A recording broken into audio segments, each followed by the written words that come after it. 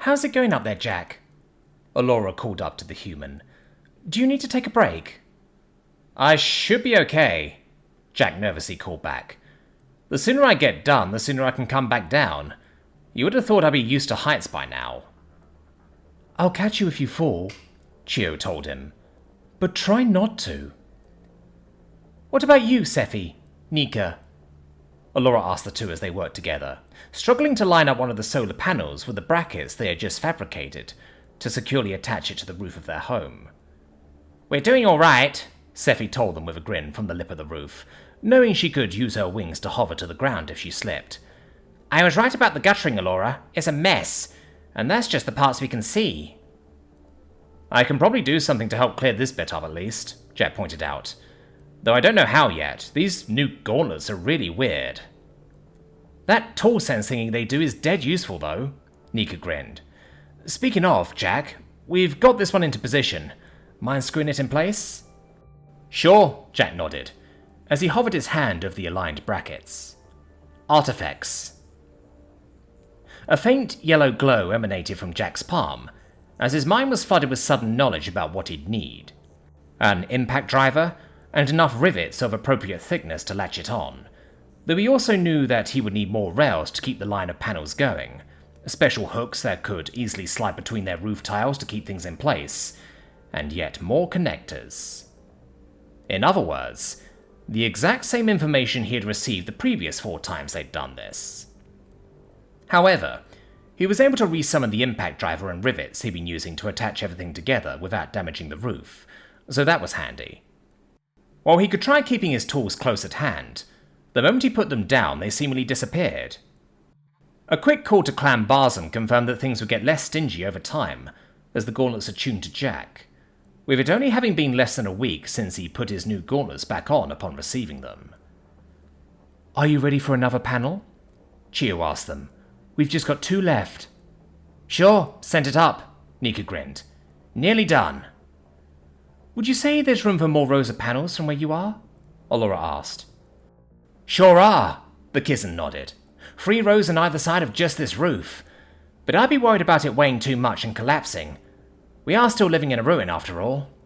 Fair enough. We have the walls, though unless we stand the panels on top of them it's going to be less efficient, Allura noted. However, some energy is still better than none. We would need rails long enough to go from the top to the bottom since I don't think we can just bolt it to the wall. I can get one of my drones to do the measurements, Scifi added, while Jack put the finishing touches on the current installation, making sure it was securely attached. But wouldn't something that big and long be a pain to fabricate? It'd surely take ages and collapse under its own weight. Could you build it in increments? Jack asked, and give it some kind of clip-on function that can let us put it together when it's ready? Like the pieces of a puzzle, Chio mused. Yes, that could work. We need to work on the design for that then, Nika mused. Unless we find something on the datanet for it. I guess for now we can work on another roof on the other side of the house, though I want to check the structural integrity first. We could get some workers that know what they're doing to check it, Allura reasoned. It's something I was tempted to do when I first rediscovered this place, but there just hasn't been any need so far. Yeah, we have enough of a budget to keep us afloat for about 2 months if we just carry on as we are, Scifi added. But there are some good investments that we can go for. Fabricating stuff out of scrap is great and all, but we're still going to need funds for certain things. Makes sense, Jack noted, as he moved on to the next solar panel Nika and Scifi now had into position. At least with the fabricator it means we're spending less money overall. He then grinned. I take it you had something in mind you wanted to buy? Yep, Scifi grinned. Okay, hear me out. The guttering sucks and Jack said he can deal with this stuff at the top, right? But it obviously hasn't been cleaned in a really long time, so there's probably worse inside. But while researching for our water problem, I found a specialized drone that can actually cling onto the inside of pipes and move around, mapping it out, mulching any obstacles that shouldn't be there and cleaning the pipes. There's even a more advanced model that can even maintain and repair them. If we get one, it might be able to help with our water collection. That's a really good idea, Scifi, Chio grinned, before her expression dropped. I can imagine it would be expensive, however. It's a little pricey, but we can afford it, Scifi noted. It's up to you if you think it's worth having. Could it work on our water pipes? Allura asked, thinking. We theorized that water is such a problem because of long-term damage. Maybe, Scifi shrugged. It would only work on minor damage, though. It's not designed to replace anything. It might still help until we can get down there, though. At the very least, the mapping feature can help work out where things are. Might be worth doing, Allura, Nika pointed out. This place used to be your family's estate that housed a bunch of people. There's got to be a lot of pipes we can tap into. Alright, Allura nodded. Add it to the shopping list. Our basic needs for now are sorted, but if we can have that thing running while we're at school, that'd be great. Perhaps we should make a list of other major purchases we might need to improve things, Chio asked.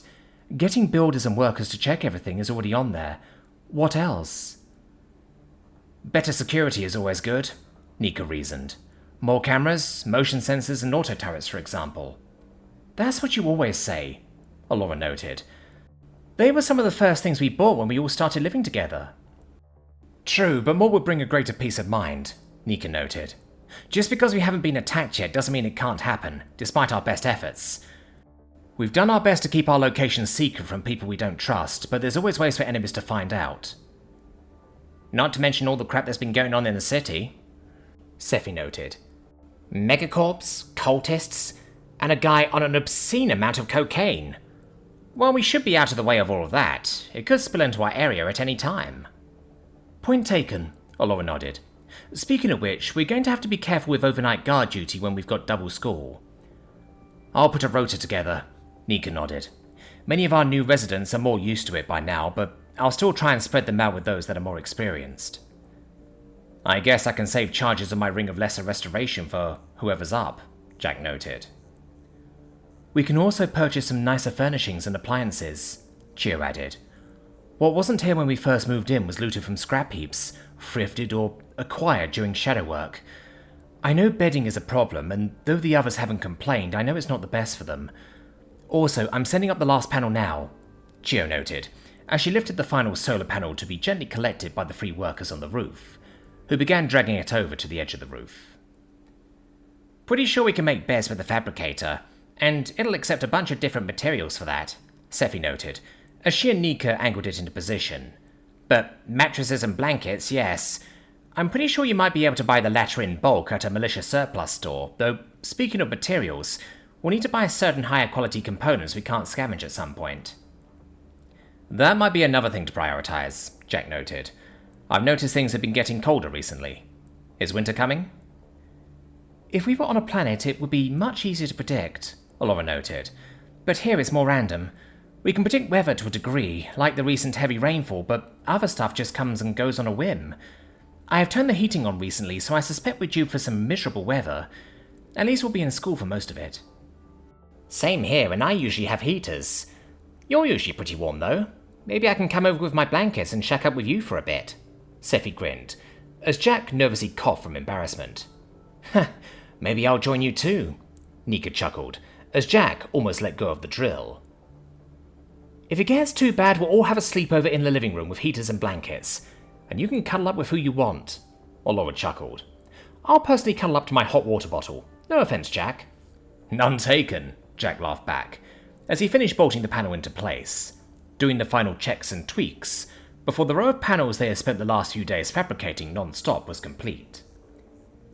It's a bit late to turn them on to see if they work, Chio quipped, but at least we should be able to leave them now for the time being. I want a program to monitor what we get, Scifi grinned. Though since after tomorrow and the weekend we're going to be in a lot of ass pain at school, I reckon any more panels the fabricator shits out can just be leaned against the ruins or against the wall. Hook them up to the mains and keep them coming. Once we get the time, we can work out what we want to do with them. We will still need the materials for that, Allura noted. Our scavenger runs can only do so much, even though Carson and Bentham have been absolute saints with those. What if we advertise locally that we're buying certain types of scrap? Jack asked, and we buy what we need from anyone willing to bring it to us. There's some desperate people out there who have lost their jobs and wouldn't mind doing that to tide themselves over. As long as we're fair in dealing with them and they don't ask too many questions, it could work. Some local councils where I'm from do it to essentially pay the homeless to keep the streets clean. It's basically a win-win for them. Doing something like that might be bringing too many people to our doorstep, Nika noted, If we can do that without compromising our security, I'm for it. Though we could get ourselves a cart or a wheelbarrow, Jack suggested, to help getting more stuff in our scavenger runs at least. Yep, that's a good idea. Adding that to the list. Allura nodded. Unless we can fabricate it in good time, of course. Might even be able to do it the old-fashioned way, Nika grinned. Especially when one of us has some new DIY powers. Just give me some wheels and a few planks of wood and I can probably make a wagon of some kind. Jack shrugged with a grin. I think we're low on glass more than anything else. Yeah, it's hard to find. Unless you want to go scrounging around the city for smashed bottles for the really low-quality stuff, Scifi acknowledged. And it's not like there's even much sand to be found to try and make it by scratch. That said, sand is a risk if it clogs it up. We've still done well so far, Allura told them. So good job, everyone. A shame about the hot tub, though, Chio lamented.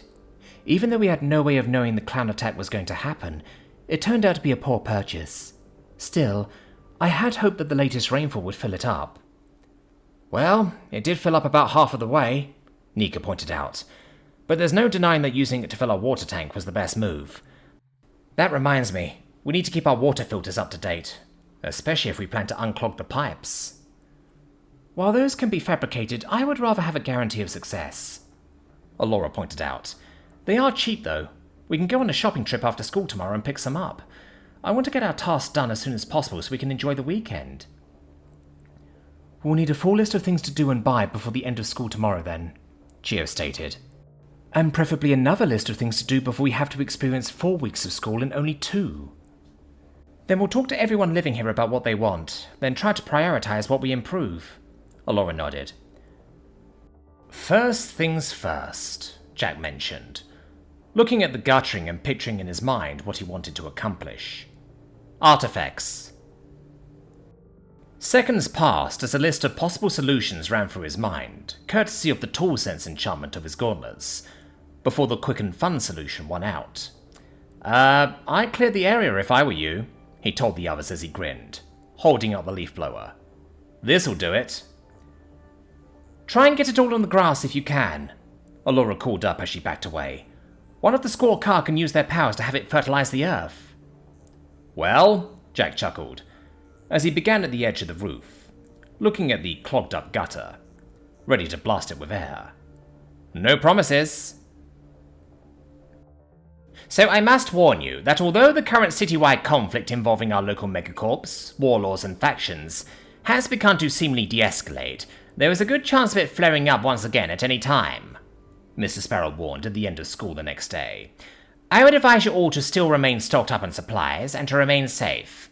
And as for my personal advice, if the worst should happen, the Temple of Hope always grants sanctuary to those that need it, and remains publicly neutral in all conflicts. Though if you have any closer options, I would advise you take it, rather than risk any unnecessary travel. Any questions? Dextra. Where do you think the conflict is going to flare up again? The strange drow asked from her seat at the back with a grin. Well, I certainly hope it doesn't flare up with your family, Dextra, especially with that attack last weekend. Mr. Sparrow politely chuckled. And I am sure your house have their own predictions, but you asked for my opinion, no? The squawy raised an eyebrow, tittering again. The more tempestuous groups within the city will likely spark something. This Commander Cocaine fellow has proven to be quite wild and unpredictable. The grand cabal of high wizards leading Mirrodin magic technology are also quite prideful, and will no doubt attempt some kind of retaliation effort against Corvin Enterprises, likely by courting other groups with a grudge against them, which is to say pretty much all of them. Therefore, I would advise you stay away from where those groups are located, and you should be safe, at least until the conflict sparks once more.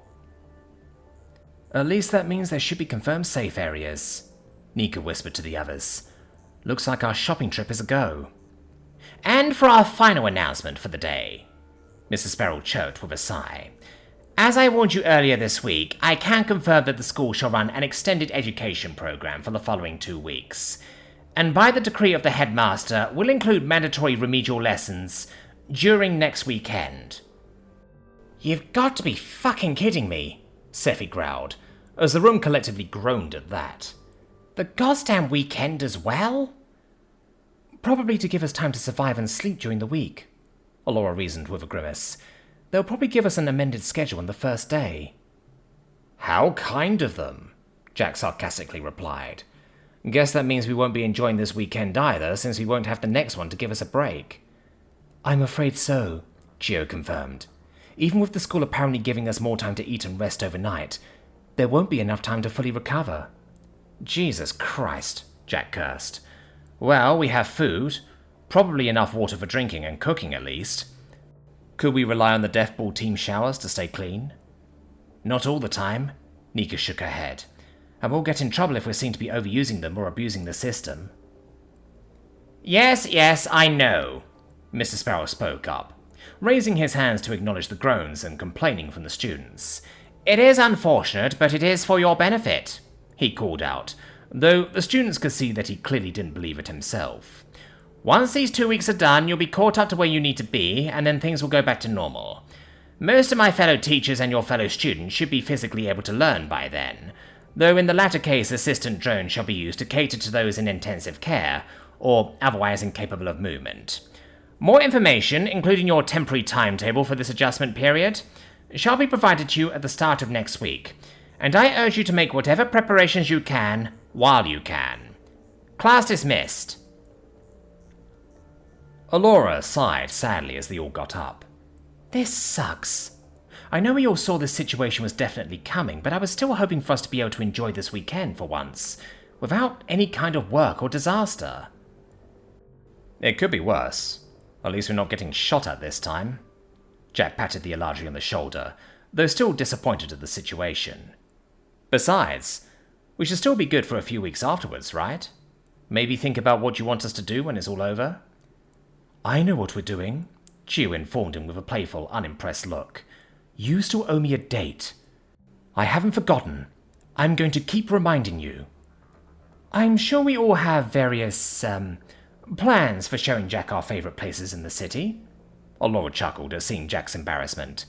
Normally after something like this we'd invite our friends over, but I'm thinking that we could all do with a good time, and quite frankly, our place is a bit of a mess. Oh, what you thinking, Alora? Scifi grinned. I know Val wants to get a bunch of us to the Temple of Merriment when Kezareth and Narlox are able to enjoy the trip, but we could always check it out earlier if that's what you want.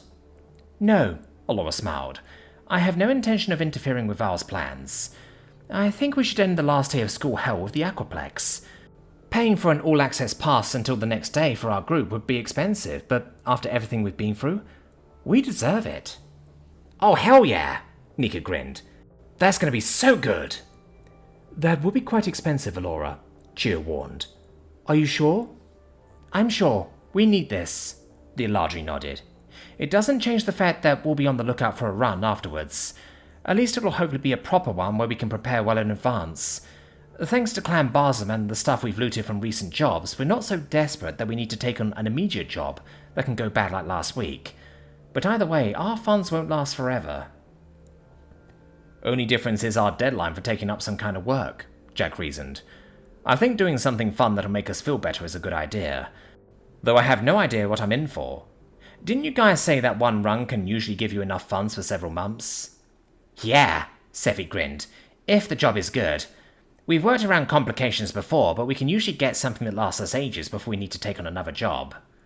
Will that be the case with the amount of people currently living with us? Jack asked, thinking about their food supply.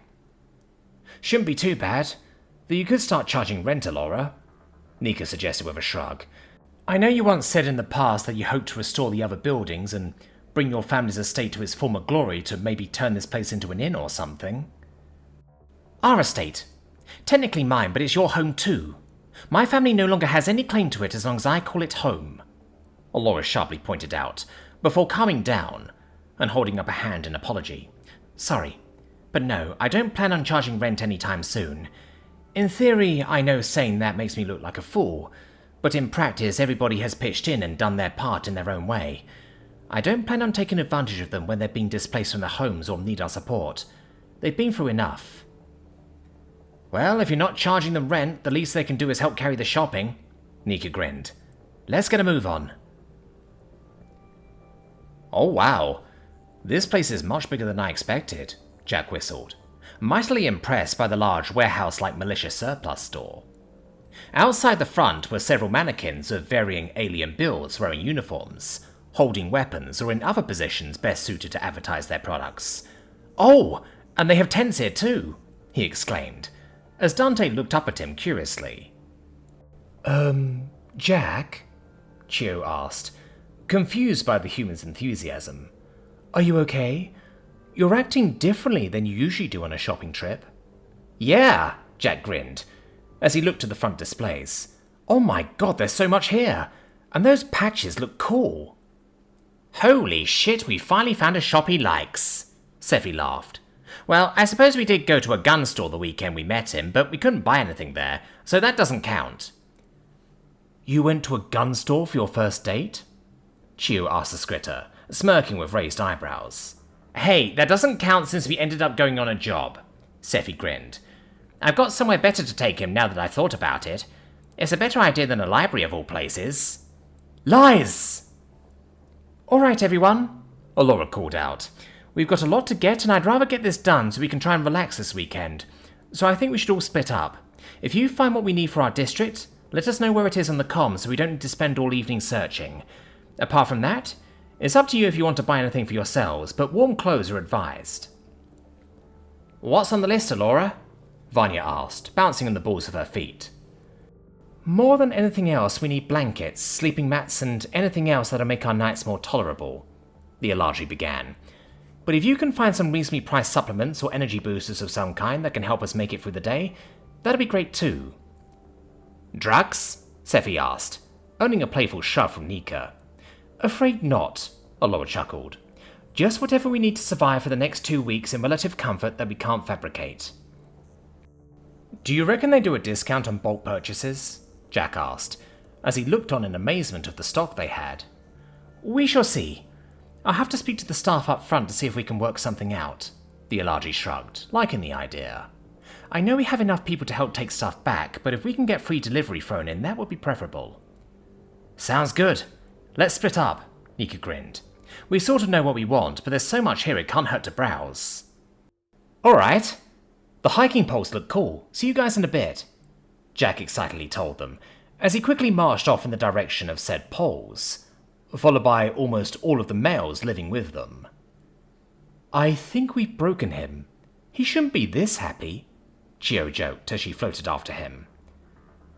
"Won't he be able to summon hiking poles with those new gauntlets of his?" Scifi asked, as the others chuckled among themselves. "I've heard Hodu sometimes have walking axes." "Don't know. He probably can," Nika shrugged. "Personally, I'm just glad to see him happy for once, even if it's over something silly." "Maybe this somehow reminds him of where he came from," Vanya repined from where she and Hesia had been eyeing up some of the clothes, whispering between themselves. "I agree," Allura nodded. "Let him have his fun." "He deserves it,"